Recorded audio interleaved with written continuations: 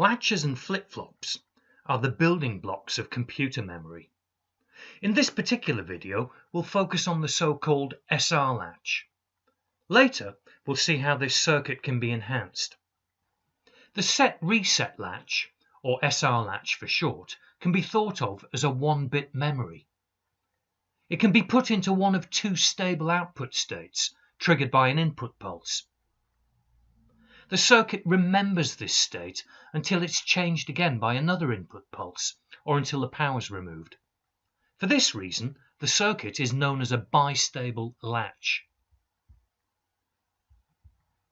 Before we consider the construction of SR latches, let's remind ourselves of some fundamental logic gates. This is an OR gate, and this is the truth table that describes its behavior. Any combination of inputs A and B results in a 1 at output P, except when both inputs are 0, in which case the output is 0. This is an AND gate, and this is the truth table that describes its behavior. Any combination of inputs A and B results in a 0 at output P, except when both inputs are 1, in which case the output is 1. If we modify the output of a regular OR gate by inverting it with a NOT gate, then we can swap the 0 for a 1 and the 1s for 0s in the output column of the truth table. In a similar fashion, we can invert the output of a regular AND gate.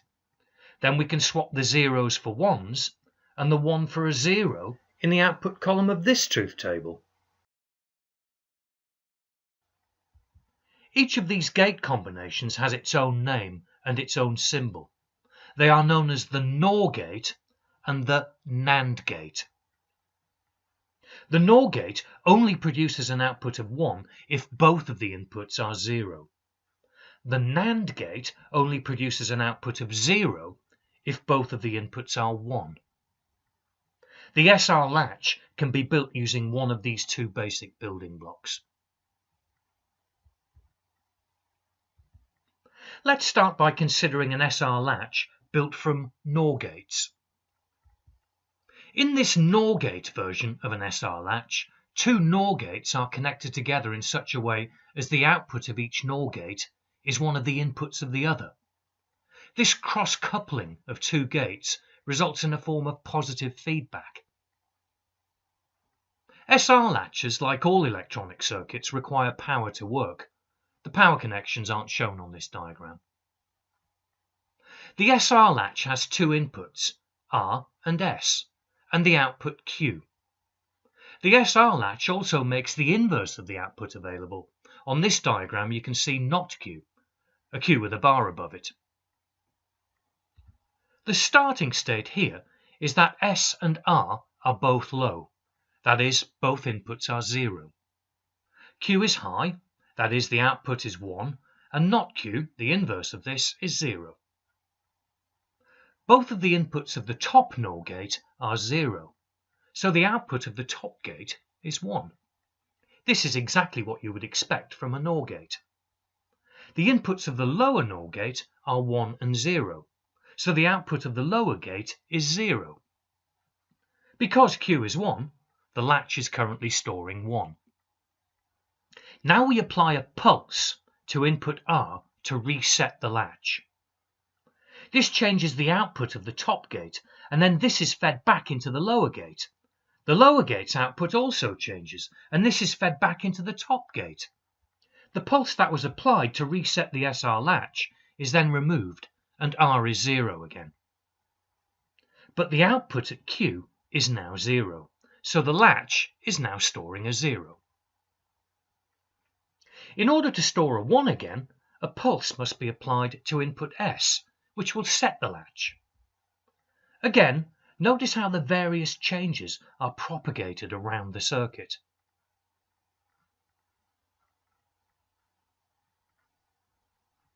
The set pulse is then removed, and the circuit is now latched into a set state. It's storing a 1 again. Notice that if another set pulse is applied, it has no effect. Applying a set pulse at S will always force the latch into a set state, regardless of the previous state of the latch.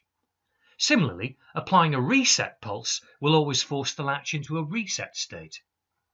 It should be noted that S and R are never left high. That is, neither is ever set continuously to the value 1. The latch is controlled by pulses only. This gives us an unusual looking truth table. When both S and R are set to 0, Q may be 1 or it may be 0, depending on the previous state of the circuit. Let's examine the truth table as this SR latch is reset again. The reset pulse is applied. S is 0, R is 1. Output Q is 0 and its inverse, not Q, is 1. The SR latch is storing a 0. The reset pulse is removed. Both S and R are 0 again. Output Q remains at 0 and its inverse remains at 1. The SR latch is still storing a 0. A set pulse is applied. S is 1 and R is 0. The output Q becomes 1 and its inverse becomes 0. The set pulse is removed. S is 0 and R is 0. Output Q is still 1 and not Q is, of course, 0. Now, the only circumstance we haven't considered is when both inputs, S and R, are set to 1 at the same time. If this were to occur, we'd be telling the SR latch to set the value of Q to both 1 and 0 simultaneously. In reality, Q would become 0 and not Q would also become 0. This would sort itself out if one of the inputs fell to 0 before the other. For example, if R fell to 0 first, with S still at 1, then Q would become 1 again. If, however, both inputs were at 1 and both fell to 0 at the same time, we'd have what's known as a race condition between the two gates. They'd be racing each other to feed back their new output, and it's impossible to know which one would win. Hence, if both inputs are high, the next state of the latch can't be determined. This is not a state that the latch should ever be in. It's illegal. It's invalid. Most of the time, inputs S and R should both be at 0, and only momentarily will one or the other input become 1. And at any time while it's operating, the SR latch should either be in a set state or a reset state, with Q and not Q the opposite of each other. One final piece of terminology. This type of SR latch is said to be an active high SR latch, because the normal condition for S and R is low, and a high pulse at one of these inputs is required to bring about a change.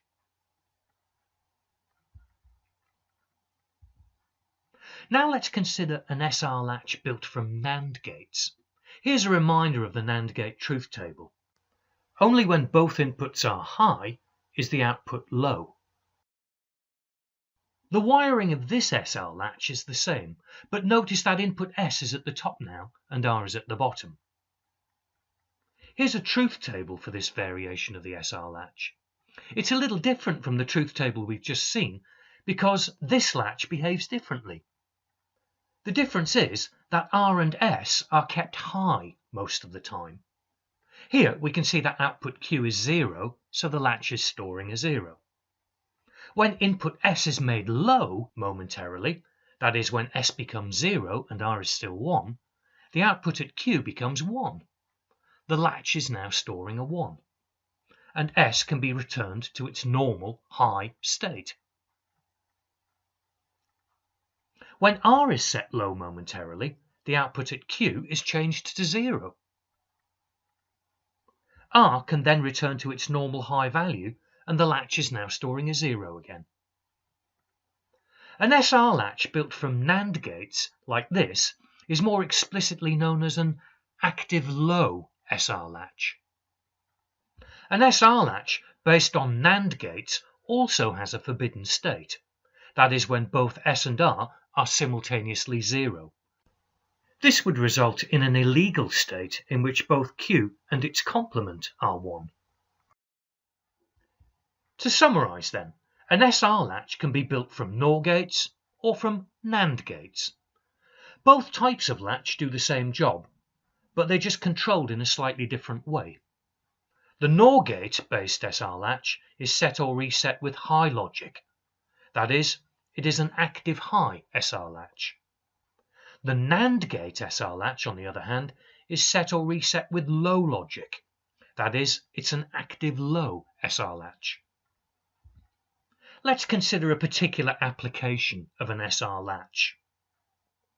When a mechanical switch is pressed, it may actually generate several electrical signals in a tiny fraction of a second, when only one signal is required. Lots of on-off signals like this could then cause problems with the circuit that this switch is supposed to be controlling. The effect is known as switch bounce. An integrated circuit with an SR latch on it can be purchased commercially to allow clean interfacing between a mechanical switch and the digital circuit it's controlling. Here we can see a switch that will connect input S, which is currently high, to earth, making it low, and thereby changing the output of this NAND-based SR latch from low to high. This SR latch will ignore any further set signals after it's already been set, so it's serving to debounce the signal from the mechanical switch. You can imagine other systems which might make good use of this debouncing effect. For example, a burglar alarm may be triggered when a window or a door is opened, but we don't want the alarm bell to stop ringing if the burglar shuts the door. On its own, an SR latch has a few uses, mainly in control applications where we need to monitor some condition that might change or change back again and react accordingly. But more importantly, as you'll see later, the simple SR latch is the building block of sophisticated memory circuits.